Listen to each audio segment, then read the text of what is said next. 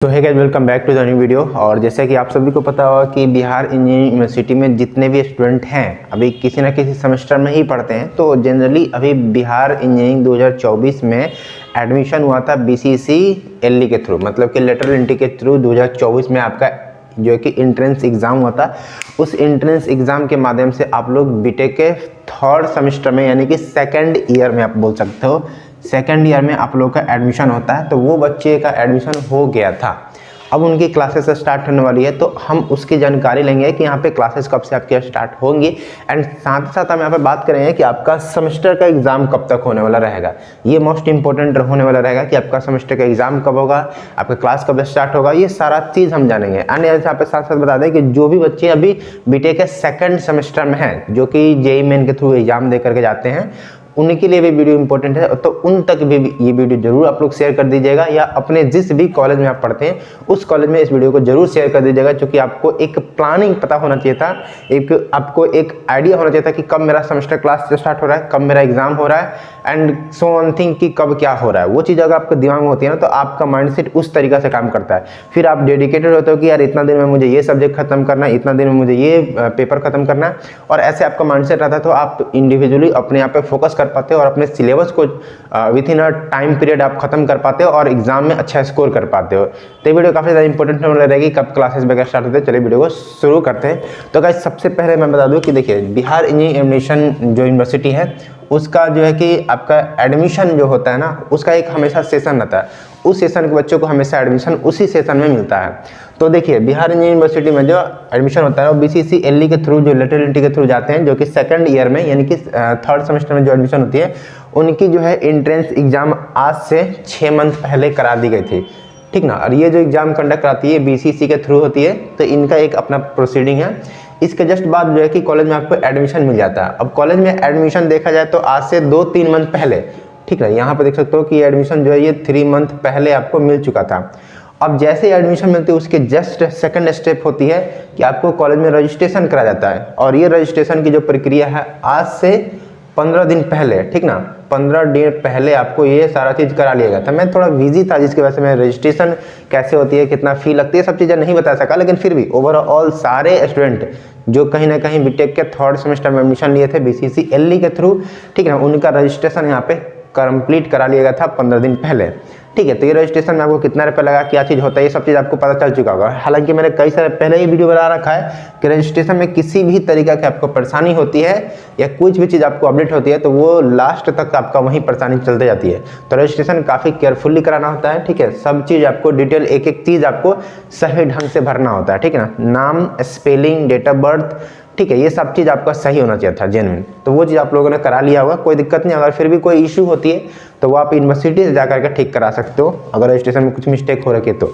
And आगे हम लोग बात करें कि मोस्ट इंपॉर्टेंट थिंग जिसके ऊपर हम लोग बात करने वाले हैं, ये क्लास कब से स्टार्ट होगा। अब देखिए, क्लास कब से स्टार्ट होगा ये आई होप कि बहुत लोगों को थोड़ा बहुत अंदाजा लग भी गया होगा। क्योंकि देखिए, अभी जैसे ही मैंने बोला ना कि एंट्रेंस एग्जाम हुआ, एडमिशन हुआ, रजिस्ट्रेशन हुआ, उसके जस्ट बाद आपका क्लास स्टार्ट होने का डेट आ जाता है। तो अगर देखा जाए तो बिहार इंजीनियरिंग यूनिवर्सिटी जो कि सारे इंजीनियरिंग कॉलेज को मैनेज करती है, वो आज से, ठीक है, 3 मंथ पहले जब ये आपका ये हुआ था ना, कॉलेज में एडमिशन हुआ था, उसी के जस्ट उपरांत आज से 3 मंथ पहले ये डेट निर्धारित कर दी थी कि आपका जो क्लासेस है वो जनवरी-फरवरी के आसपास से स्टार्ट हो जाएंगे। वो एक एक्सपेक्टेड डेट जारी करती है।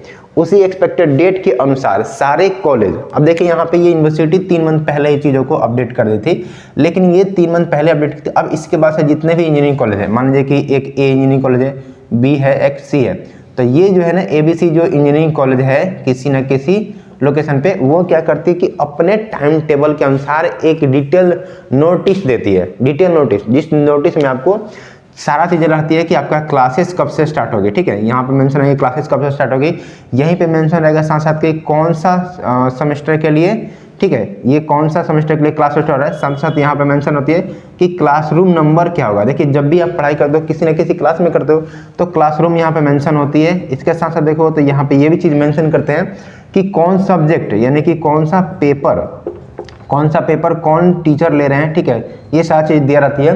एंड इसके सिवा से देखो तो आपको यहाँ पे एक चीज़ और मेंशन रहती है कि जो प्रैक्टिकल होती है, ठीक है, ये प्रैक्टिकल वगैरह होती है, ये सब चीज़ मेंशन होती है। तो मतलब कि देखिए ये जो 3 मंथ पहले आया था यूनिवर्सिटी का नोटिस आया था कि आपको क्लासेस इस टाइप से स्टार्ट हो जाएगी।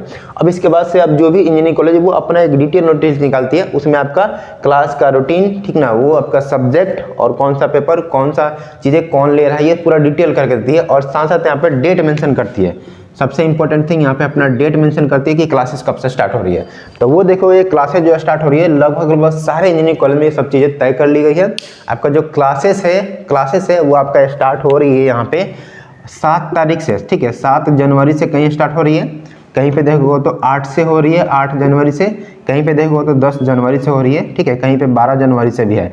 तो ये जो डिटेल डेट है ना, ये डेट आपको यूनिवर्सिटी नहीं देती है, ये कॉलेज तय करती है। कॉलेज अपने सुविधा के अनुसार, ठीक ना, अपने सुविधा के अनुसार, मतलब कि ये टीचर इस डेट को ये पिछले सेमेस्टर का सब्जेक्ट खत्म कर ले रहे हैं तो इनको क्लासेस स्टार्ट करवाते हैं इस तारीख से, या ये सब्जेक्ट अभी सेकंड सेमेस्टर में चल रहा है, सेकंड सेमेस्टर का रिजल्ट आ गया है तो उसी हिसाब से ये डिसाइड हो जाता है। तो सभी कॉलेज में 2-3 दिन का डिफरेंस आएगा लगभग मान के चलिए, लेकिन सारे कॉलेज में जो क्लासेस आपका स्टार्ट हो रहा है ये याद रखिए कि 7 जनवरी 2025 से क्लासेस स्टार्ट हो रही है, कहीं पे 8 जनवरी से, कहीं पे 10 जनवरी से, कहीं पे 12 जनवरी से। तो ये डेट है जहाँ पे आप देखोगे डिफरेंट कॉलेजेस में डिफरेंट जो नोटिस हैं वो आना स्टार्ट हो गई होंगी। 7 से 8 से 10 से 12 से अलग स्टार्ट हो रही है।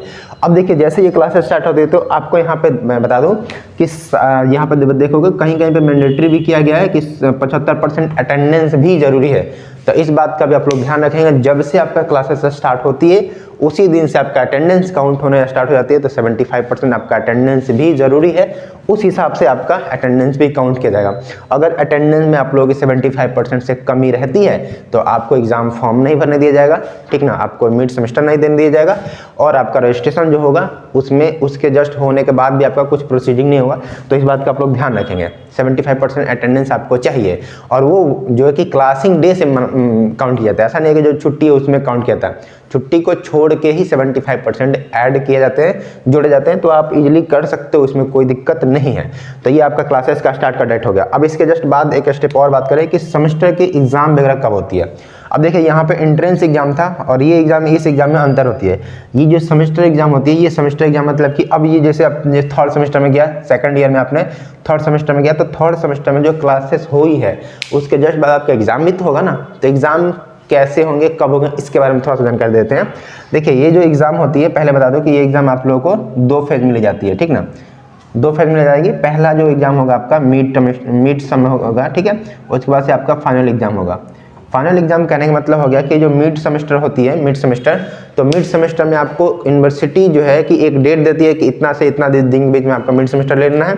उस मिड सेमेस्टर के डेट में कॉलेज अपना खुद का एक पेपर बनाती है और अपना एग्जाम लेती है। और जो फाइनल एग्जाम होती है उस फाइनल एग्जाम में यूनिवर्सिटी क्वेश्चन सेट करती है और आपका फाइनल सेमेस्टर एग्जाम होती है। उसके जस्ट पास करने के बाद से आप उसके अगले सेमेस्टर में जाते हो। अब मिड सेमेस्टर जो है एक्सपेक्टेड डेट है कि मिड सेमेस्टर जो है आपको ये 2 मंथ के अंदर में आपका कहीं ना कहीं हो जाएगा, ठीक है। जो कि सेशन थोड़ा सा लेट चल रहा है तो थोड़ा सा कॉम्प्रोमाइज करना पड़ेगा। हालांकि मिलना तो 6 मंथ का टाइम चाहिए था आपको एक सेमेस्टर में, लेकिन 6 मंथ नहीं मिल पाएगा इस बार। आपको पहले मैं बता देता हूँ 6 मंथ नहीं मिल पाएगा, ध्यान रखिएगा। आप लोगों को थोड़ा तेज़ी में निकाला जाएगा क्योंकि थोड़ा सा ऑलरेडी डिले हो चुका है। क्योंकि सेकंड सेमेस्टर के साथ आप लोगों को पता ही होगा उधर ईयर बैक लगा था तो री एग्जाम कराना पड़ा था, ठीक है, वापस से कॉपी चेक करना पड़ा था, सारा चीज़ वापस से हुई है। तो कहीं ना कहीं इसमें 3 मंथ 2 मंथ का डिले हो चुकी है। तो अब आपको वापस से 3 मंथ एक्स्ट्रा आपको नहीं मिलने वाला है, वो आपको ही कंप्रोमाइज करना पड़ेगा। ये इंटरनल बातें हैं कॉलेज की जो मैं आपको बता रहा। आप सोचिए चलो कि मुझे 6 मंथ मिलेगा, ऐसा नहीं होगा, ठीक है। तो 2 मंथ के अंदर अंदर, यानी कि आप मान लीजिए जनवरी चला था, फरवरी मार्च, ठीक है, आप मान लीजिए कि मार्च तक, मैं बताता हूँ यहाँ पे कि मार्च तक आप याद रखिएगा, ठीक है। कब तक? मार्च तक जो है आपका मिड सेमेस्टर हो जाएगा थर्ड सेमेस्टर की। एंड जस्ट मार्च के बाद से अप्रैल के लास्ट तक, याद रखिए अप्रैल के लास्ट तक, अप्रैल के लास्ट तक आप याद रखेंगे, अप्रैल के लास्ट तक आपका फाइनल सेमेस्टर का एग्जाम भी हो जाएगा।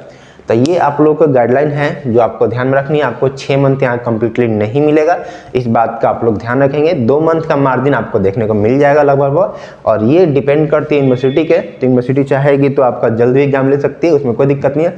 क्योंकि जो लॉसेस बीच में हुए हैं 2 मंथ 1 मंथ का, वो आपको ही झेलना पड़ेगा अभी, क्योंकि आपने इसका पिछले बार में देखा था, आपने री एग्जाम करा था, सब चीज़ करा था, तो यूनिवर्सिटी के पास टाइम लिमिट होती है। जो 3 साल या 4 साल के जो कोर्स होती है ना बिहार इंजीनियरिंग कॉलेज में, वो 3 साल के तो 3 साल में ही कंप्लीट करेंगे, 4 साल के तो 4 साल में ही कंप्लीट करेंगे, क्योंकि रजिस्ट्रेशन उतने ही दिन के लिए वैलिड ही होते हैं, उससे एक आध दिन में बढ़ेगा तो रजिस्ट्रेशन को एक्सपायर मान लिया जाता है, उसको डिटरमिनेट किया जाता है, जिसके वजह से आपको यूनिवर्सिटी के अंदर जो डेडलाइन होती है उसी के अंदर में आपको चीज़ों को कंप्लीट करनी पड़ती है।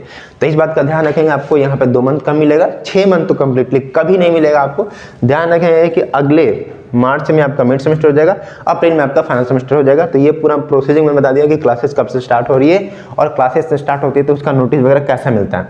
तो आपको शायद कुछ लोगों को एक ही नोटिस मिला होगा कि 7-8 तारीख से क्लासेस स्टार्ट हो रही है। अब क्लासेस स्टार्ट हो रही है तो ये तो ठीक है, एक फॉर्मल नोटिस हो गया कि क्लासेस स्टार्ट हो रही है, लेकिन आपको एक डिटेल नोटिस भी मिलता है जिसमें आपको पूरा चीज मेंशन रहता है, कौन सब्जेक्ट कौन टीचर ले रहे हैं, कितने बजे से ले रहे हैं, ठीक ना, कब से कौन क्लास का टाइमिंग है, क्लास रूम नंबर में रखा है, पूरा डिटेल आपको ये वाला नोटिस आपको कॉलेज के ग्रुप में मिल जाएंगे। ठीक है, तो इस तरीके से आपको क्लासेस स्टार्ट हो रही है, इसका आप लोगों का पूर्ण ध्यान रखना है और अपने क्लासेस को अच्छे से कंडक्ट करना है। ठीक है, वहाँ पे अटेंड करना है और बेस्ट ऑफ विश कि आप लोग अच्छा करो। और इंजीनियरिंग में आप लोग शायद मतलब 3rd सेमेस्टर से जो पढ़ाई स्टार्ट करोगे वहाँ पे आपको ब्रांच पेपर ही पढ़ने को मिलेंगे ज़्यादातर करके। ठीक है, तो ब्रांच पेपर में अच्छे से मन लगा पढ़िए, वो कोर पेपर होता है आपका, सिलेक्शन वहीं दिलाता है किसी भी कंपटीशन में, तो उसका आप लोग अच्छे से पढ़ाई करिए, मस्त रहिए, बिंदास रहिए। नया साल चल रहा है, एंजॉय करिए और एक स्ट्रैटेजी बना लीजिए कि कैसे कैसे मुझे पढ़ाई करना है। इंजीनियरिंग में अभी जस्ट आई ही है तो कैसे मेरा को मतलब पूरा प्लानिंग कर लीजिए आप लोग। ठीक है, हालांकि मैं समय मिलेगा तो मैं प्लानिंग के ऊपर भी वीडियो बना दूंगा कि कैसे आपको कैसे अपने को प्लानिंग करना होता है 3rd सेमेस्टर से, चूंकि सेमेस्टर पेपर जो है कि ब्रांच पेपर स्टार्ट होते थे, कैसे अपने को एक नेक्स्ट लेवल पे इंजीनियरिंग कंप्लीट करने के लिए तैयार करना चाहता है, स्किल भी सीखना है। ठीक है, लास्ट ईयर में जाओगे यानी फाइनल में जाओगे तो आपको प्लेसमेंट भी लेनी है। ठीक है, तो वो सब चीज़ें होती है, वो मैं प्लानिंग करके बता दूंगा कैसे कैसे क्या करना होता है। बट फिलहाल आपको जो इन्फॉर्मेशन देना था मैंने ऑलमोस्ट दे दिया कि आपको क्लासेस वगैरह कब से स्टार्ट हो रही है, क्या क्या फंडा है, क्या क्या चीज़ें हैं। तो ऑल द बेस्ट सभी को, बेस्ट ऑफ लक, क्लास आप लोग करिए। मिलते हैं आपसे नेक्स्ट वीडियो में। जय हिंद दोस्तों।